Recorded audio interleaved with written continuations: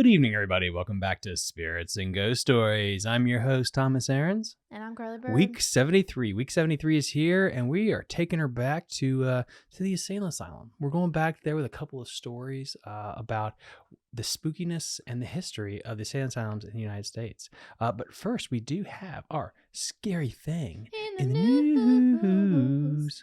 And so we get that right there. Boop, boop.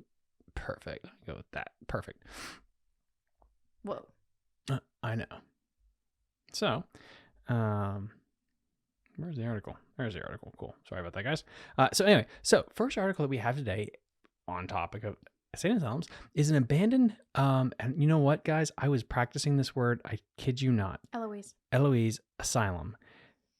It really doesn't look like it should be pronounced Eloise, to be honest with you, because he spelled it to me like from a distance, and I didn't have it in front of me. He's like, "What's Eloise spell?" And I was like, "Eloise." So I couldn't figure it out till I saw it, and I was like, "Oh." Eloise. The abandoned Eloise Asylum is to get a $4 million renovation into the hotel, restaurant, and haunted attraction.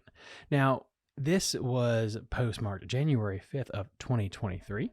In, I guess, MI is Michigan, right? Yes. A long abandoned psychiatric hospital, which is rumored to be haunted, will soon get a $4 million renovation to turn it into a hotel. Restaurants and haunted attractions officially announced as well. I do love, though, as I'm doing this, guys, and this is kind of funny, I'm bringing this back to work. I knew you were going to start talking about It's so funny because I got into the voice. As soon as I got in the voice, it just snapped. ASMR voice or something? I was told when I was talking in a meeting that I should read audiobooks like Christopher Robin or The 100-Acre Wood. And then as soon as I started reading this article, I heard it in my head like, oh crap, I hear it too. It's like I wouldn't read something out loud like boombastic like a Vampire Diary, but I could read. Doesn't read it like me, like pronounces every word articulately. He's like, here in the asylum. I could do. I think honestly, I could do documentaries. Yeah, you do have the kind of voice. I have a documentary voice, and the gazelle is frolicking through the woods right now, trying not to get. I couldn't do smut or something like that, and he looked at her. It's just all at the same time. Wow, it gets real spicy over here. Wow. First look, fell in love. I want to know what your girl voice would be. So like when wow. When the woman talks, you're supposed to give her a girl voice. Oh gosh. Okay, so let's get. That was off topic. Anyway, guys, so where we were, the former Eloise Psychiatric Hospital, also known as Eloise Asylum, is Westland closed in Westland, closed in 1984. Other thing too I've realized about myself is I am like Ron Burgundy. Do not just put it up there without checking it because I will read it without any hesitation. Most of the complex's 75 buildings were raised by the mid-80s. Redevelopment of the properties and remaining structures has been complicated by contamination, according to news releases from the Michigan Department of Environmental. So anyway, guys, again, link in the episode description of this article. What I find fascinating about this is the hotel aspect. And then I ended up having a nightmare this week about this. And this is kind of what brought this whole thing to pass. We both had nightmares. What did we eat, man? I have no idea. What did we not drinking eat? Alcohol. I know, that's what's really sad. I mean, it's one thing to get a little trippy when you're doing the trippy stuff. When you're not doing the trippy stuff, you get trippy. It's like, that's what I can't figure out. I'm like, we're completely sober here. What is going on? Like, our bodies cannot handle it. Back to the point, the renovation into the hotel, like, okay, like a hotel is what tripped me up with this. If it was a haunted, if it was a haunted attraction or restaurant, that makes sense.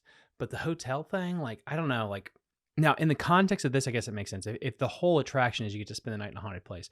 However, I'm thinking from a real estate deal. Like, could you stay in a hotel that was haunted when that's not the reason you're going there? So an example is it's Halloween night. You take your significant other to this place. There's a haunted house, some Halloween festivities. You have a restaurant. You can spend the night in a creepy place. Awesome, amazing. But then let's also think like you're going to Orlando in July to get a good deal on going to Disney World with your family, and you stay in a place that's absolutely haunted. That to me is what's so like crazy about this is like, I bet from a real on the goals in everyone's state. Well, yeah, like Amityville.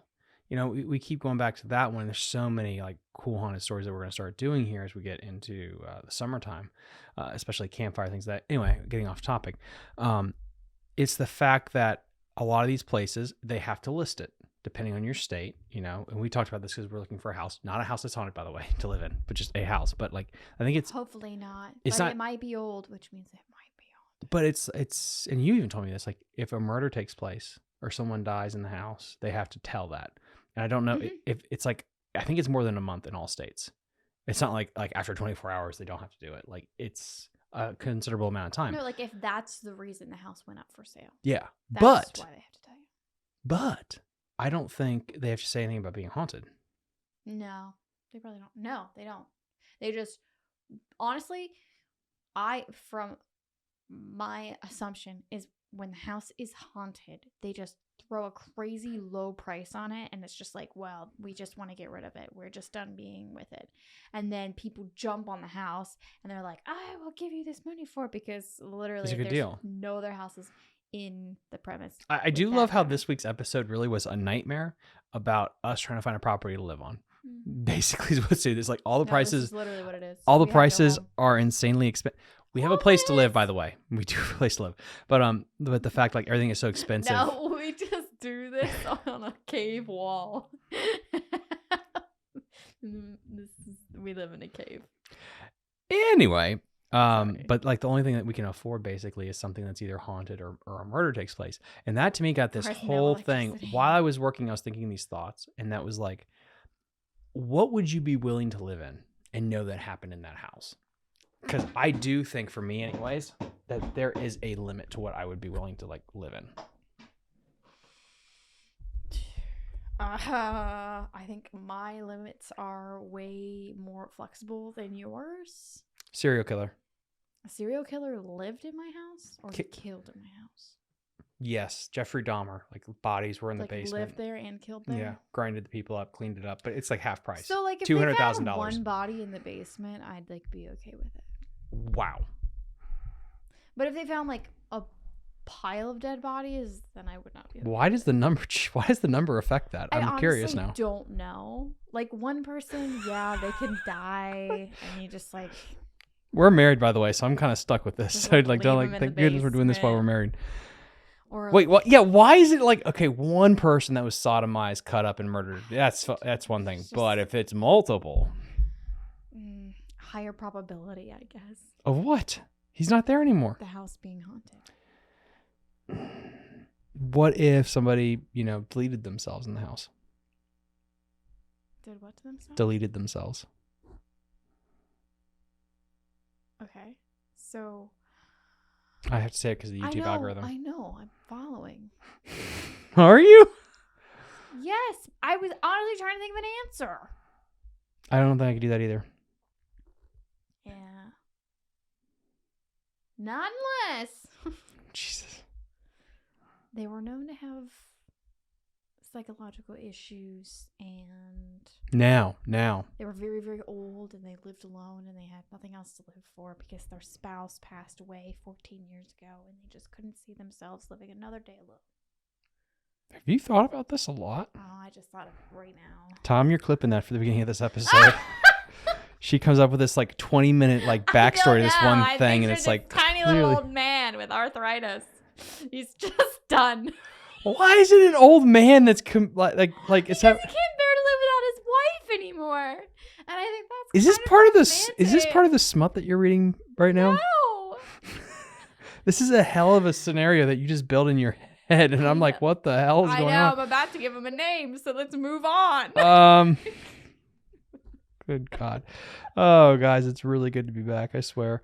Though my eyesight feels like it's gone. I'm really scared for you because I can see all that perfectly fine. I feel like nerd erotic, and this guy, he's 50 years old, and he has it, but he has these glasses, and it's like 50-50. Like you can tell when he moves his head, his eyes are bugging out of his head. Well, your glasses are not prescriptions. So. They are prescription. You're wearing the prescription ones? I thought those were the. Well, I mean, I went to an optometrist for these. Like that's my green ones. I thought those were the blue. Oh no, these are the legit ones. So yeah, I have issues. No, but anyway, so and we'll just finish this up with my take on it. Like I don't think I don't think there's very much of anything like that I could actually do because you would be thinking about it. And I think a lot of times the haunted artifacts, things like that, a lot of it is self-manifestation. Self-manifestation. Okay, I also have another question. I'm sorry to interrupt you, but I really need another answer. Okay. Going back to houses, what would you be willing to buy? Within the context of this, right? Because we're not having a whole real estate conversation. Similar. Hold on. Welcome to Real Estate Talk 3044. No, go for it. What if it's a house that was used as like a hospital during a war? No. Back in the early 1900s. No. Really? You know how much suffering and death happened in there? I found one for under $400,000, and it's got 12 acres and a pond. Why the hell did you not use that for Spirits and Ghost Stories this week? Because I think the house has beautiful potential. What if it was a Insane Asylum? No. Why is there a separation there for you? Because an insane asylum is full of insane people. So if normal people die horrible deaths, that's fine. But if insane people do, it's like, oh. Well, they were brought there to heal. It's so funny because it's like if you're dealing with people in like Loudoun County versus Hagerstown, it's like, well, listen, I don't know these people, but they're from Loudoun County. That's fine. If you die in my house, that's okay. But if you're from Hagerstown, you die in my house, listen, I'm a little afraid. Gotta lock the door at night. I think you're profiling dead people. I think that's you're wrong. Saying that Hagerstown is full of mentally handicapped, ill people, and Loudoun County is not. I'm saying either way, dead people happened on the place that you live. All right. Sorry. You may move on now. I just last thing would be, what if it was a church? No. Why? Wow, that was a noise. It's like I said, church and Lucifer came out. I don't know. I forgot to swallow my saliva for a second. Oh my god. I just vibes. Churchy vibes. What does that mean?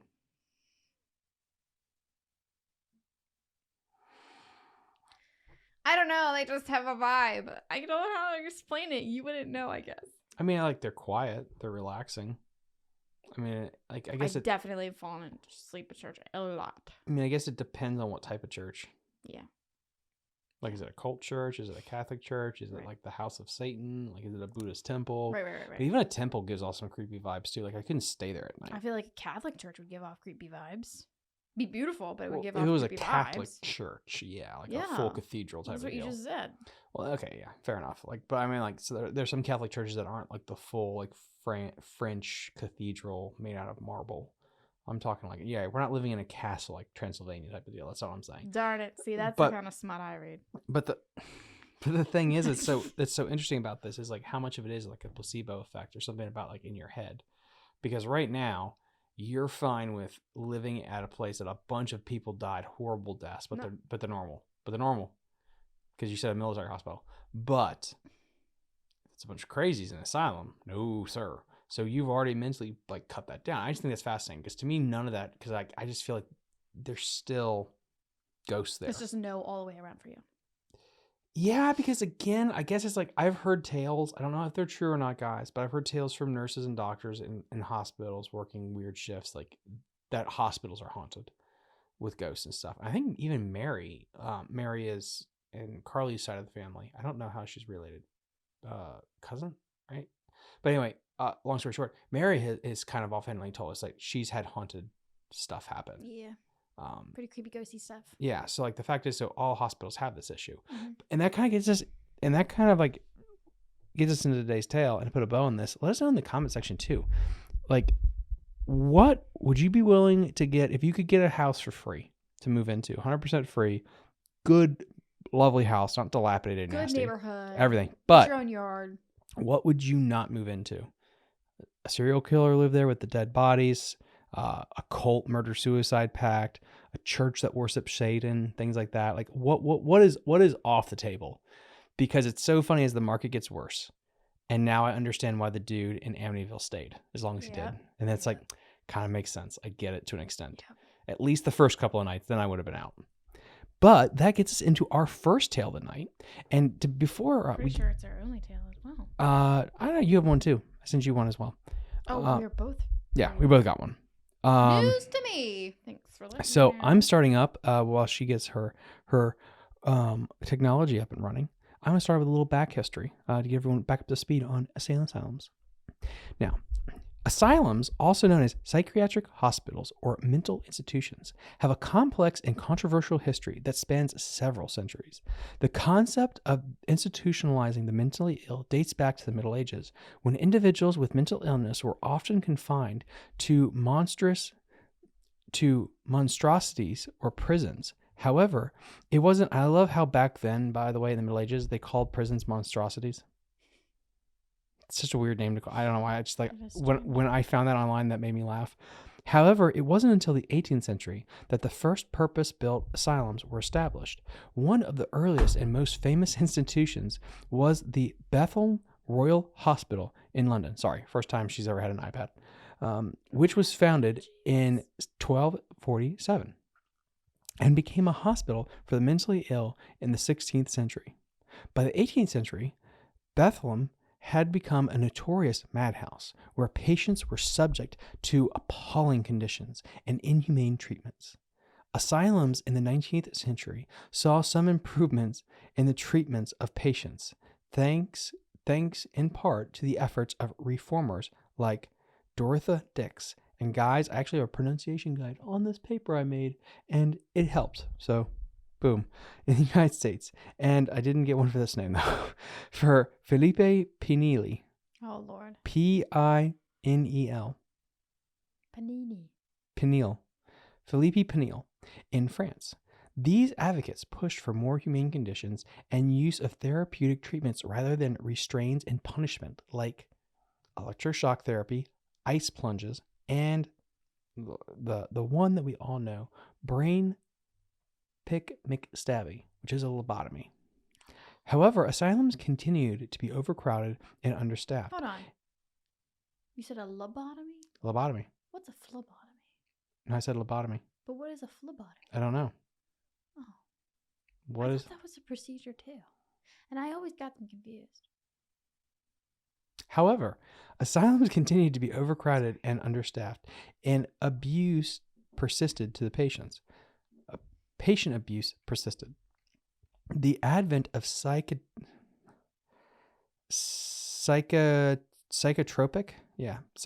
drugs in the mid-20th century led to a shift away from institutionalization, as patients could be treated with medication in the communities.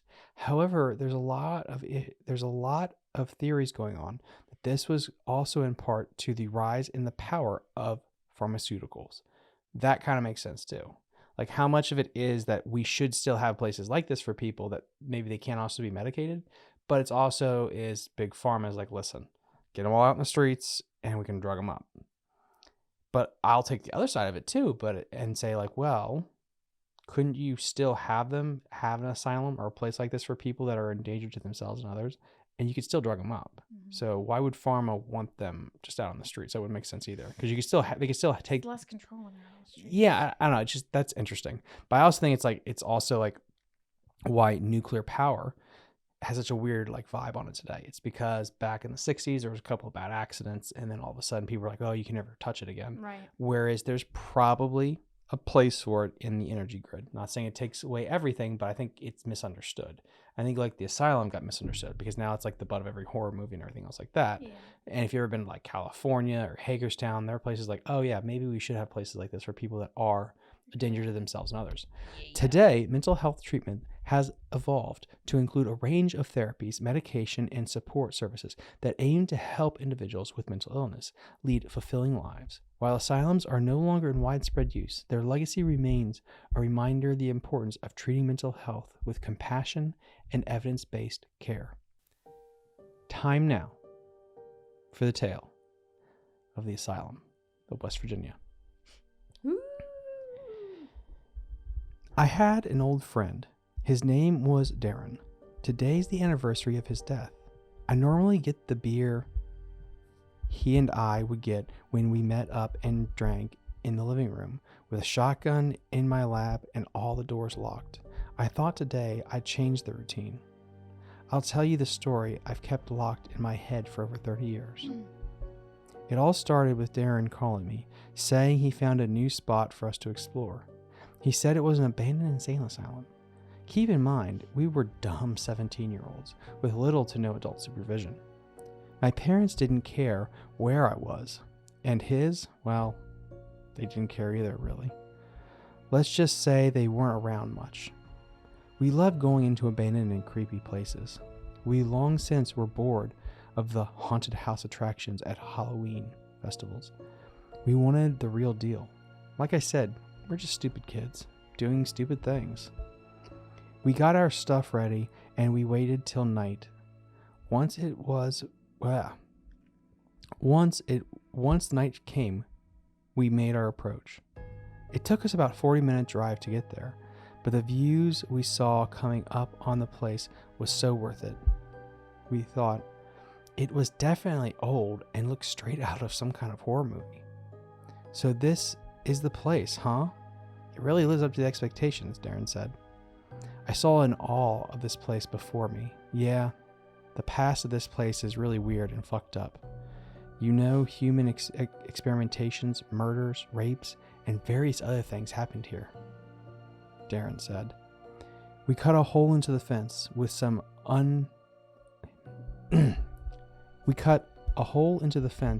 handheld bolt cutters, which looked shockingly new for the age of the place, and we went in. The fence looked surprisingly new. The halls were shockingly untouched by vandals. The windows were left unshattered.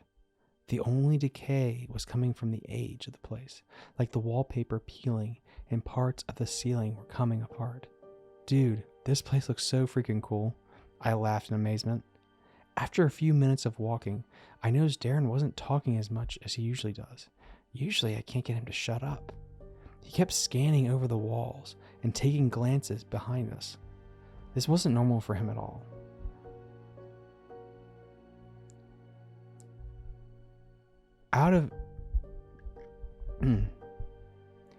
He was the calmest and collected of both of us, and for him to act like this just didn't make any sense. For something like this to put him on edge, it started to scare me. Hey, Darren, you okay, man? You keep looking behind us. What's going on?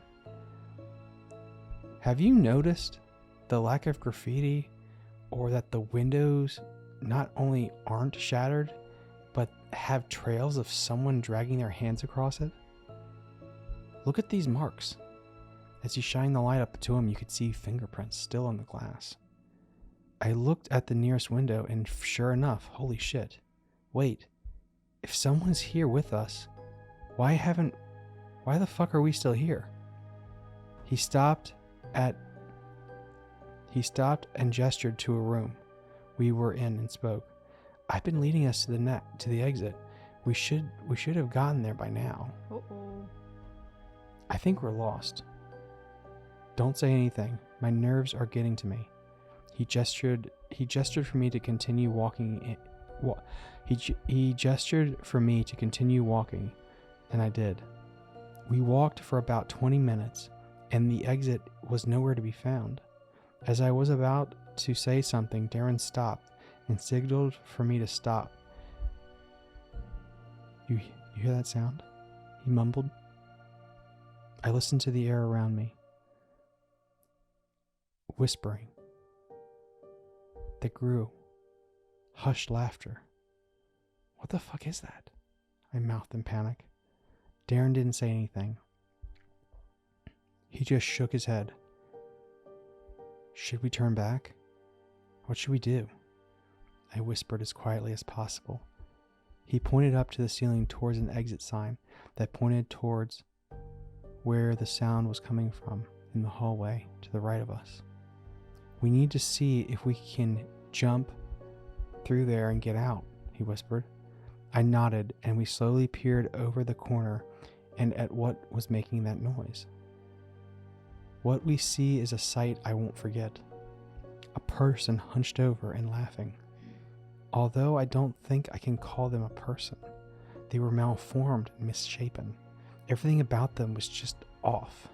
They didn't even look real.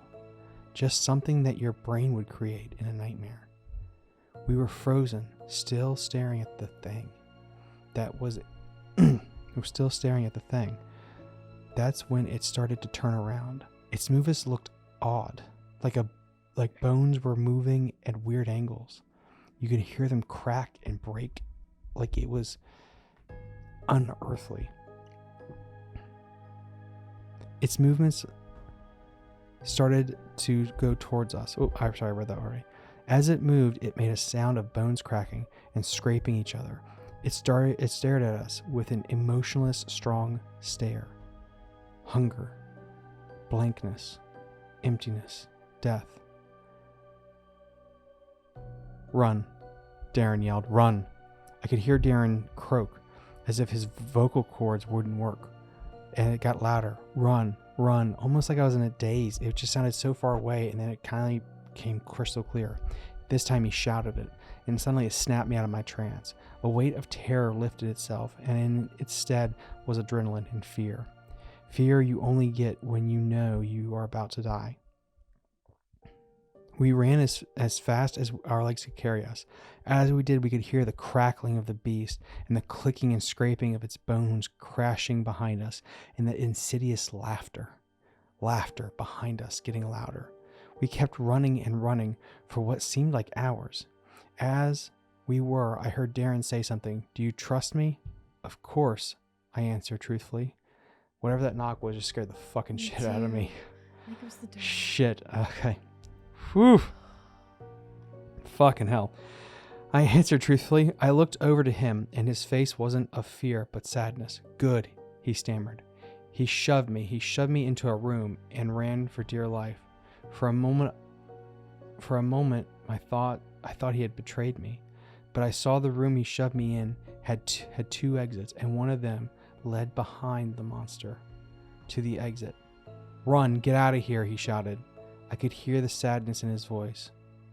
But I didn't hesitate. I ran as fast as I could, faster than I ever had before. It didn't take long, but I soon heard Darren's screams, and then silence.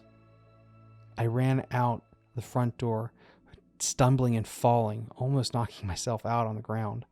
Standing back up in just an absolute tussle like an animal that was fearing for its life, I slid through the fence and jumped into my car and started it. I put the car in reverse, almost backing off of the road, and started to get out of there, but one thing caught my eye. The fence. The fence we cut a hole in. I reinforced and drove away and went home. Once I got home, I stole some alcohol from my parents and drank myself to sleep. That's it, the end. The only reason I'm telling this story of what happened that night, should anyone find this letter, is to remember what had happened and what Darren did for me. The worst part about this, the fence. I know that it wasn't there to keep us out. I think it was there to keep that thing in. And not a day goes by that I don't think about it. Every night in my dreams, I hear that thing's bones crackling and that laughter. And I think that the fence, that hole is still there. Did it get out? Is anyone else in trouble? Will it hurt someone else? Will it come for me? When I awake, it feels like I can still hear it for a few seconds. That laughter, that crackling of the bones again and again in the darkest places of my house. And when I look outside our back porch, I swear in the tree line, just beyond where you can barely see, I feel like I can make out that insidious shape. I bursted out of the abandoned Insane Asylum every night in my dreams. And every day I wake up thinking, today it'll come for me. And that was the tale of the asylum.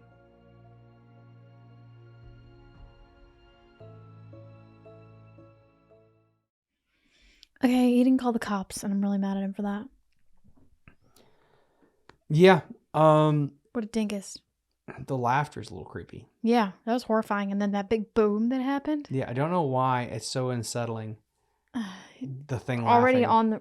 Yeah. Bone crackling didn't do it for me, but the thing just giggling or whatever, like I don't know. And I almost picture like a kid, like a young kid giggling.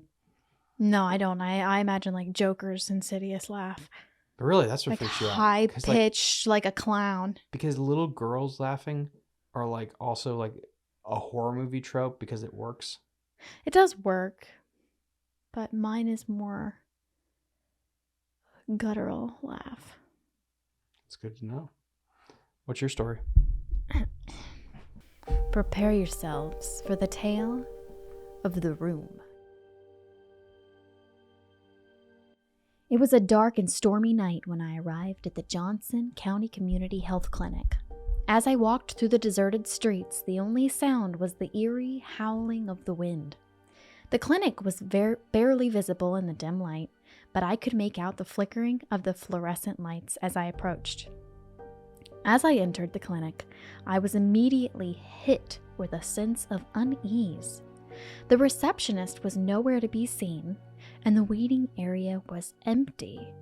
It was as if time had stopped in this place. The TV in the waiting area was empty. The TV in the corner was playing a slideshow of ads and events, but the images were distorted and twisted, like something out of a nightmare. Suddenly, I heard footsteps approaching.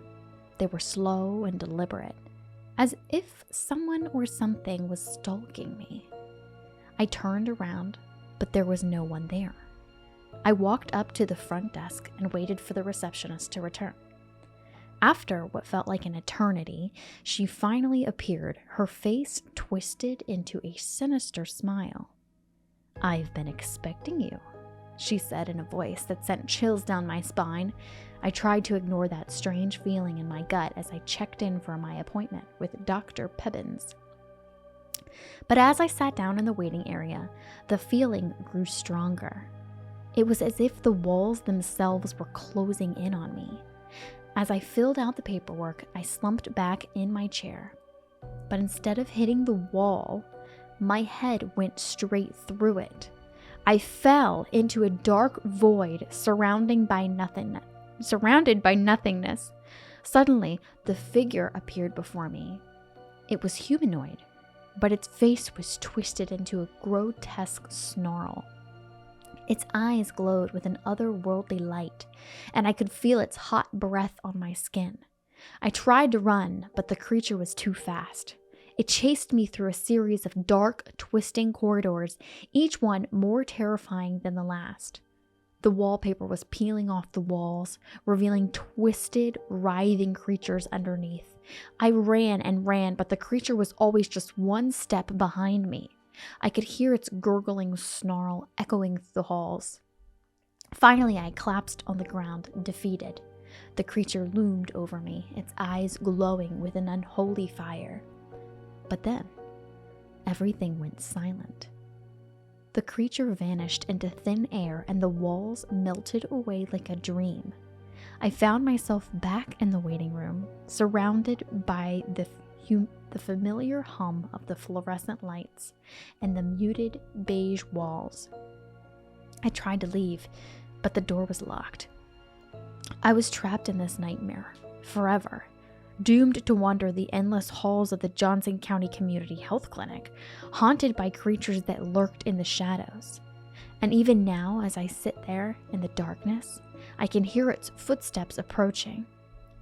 As the minutes passed, I began to feel like I was losing my mind.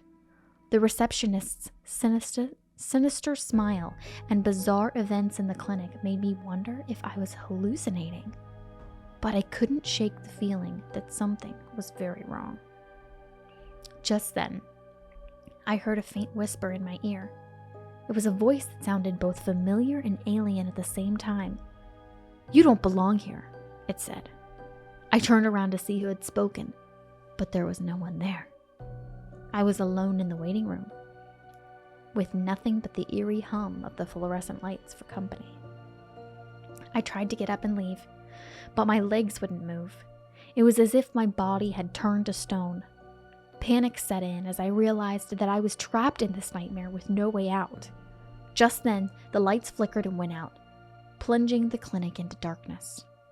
I could hear the howling wind outside and the sound of rain pouring against the windows. But there was something else too. A faint scratching sound, Like something was trying to claw its way into the room. Suddenly, the lights came back on, and I saw something that made my blood run cold. The walls were covered in strange symbols and arcane writing, as if the entire clinic had been taken over by some kind of dark magic. And then I saw it. The creature that had been stalking me earlier appeared in the corner of the room, its eyes glowing with an unworldly light. Its twisted, grotesque face leered at me, and I knew that I was doomed. But just as it lunged forward to attack me, there was a blinding flash of light. I shielded my eyes, but when I opened them again, the creature was gone. A figure appeared in the doorway, dressed in a long black coat and carrying a glowing staff. It was Dr. Peppins, the very person I had come to see. He beckoned me over and led me out of the clinic into the safety of the stormy night. As we walked away, I looked back at the Johnson County Hospital, still in disbelief at what had just happened. It was as if I had been trapped in some kind of twisted, supernatural nightmare, one that I would never forget. But as I looked up at the stormy sky, I felt a sense of relief. I had survived the horror that lurked in the shadows of the clinic, and now I was free. And as I walked away, I knew that I would never forget the strange and terrifying events that had unfolded on that dark and stormy night. I want answers. I want all the answers. Oh, and that was the tale of the room. She's been doing this for 73 episodes. Yo, I want answers. This was brought to you by schizophrenia. Yeah, boy. So, actually, she had the better story again. She always No, wins. your story was better. I definitely enjoyed yours more than mine. I like that one because it was such a neat little twist because mine was haunted asylum, whatever. Yours was scary though. But this one took a different twist, which was like, oh, it's the patient's mind is the scary part. I guess. Clearly, this person was mentally ill. That's the way I interpret it. And I think that's interesting. So the other one was like, oh, legit, there's a monster here. Yeah. That person's monster was him being trapped in his own mind. Very true. That's kind of deep. But that's so cool. You get these two stories because honestly, if you're thinking of an asylum story, what is it going to be? It's going to be paranormal. If you hated one, you'll love the other. Well, yeah, but I just meant like that's kind of interesting because like your story probably does happen repeatedly to so many people that are in a doctor's office that are actually like they are living a haunted nightmare because they're trapped with a monster in their head. So deep. All right. See you next time on Spirits and Ghost Stories. Bye. Bye.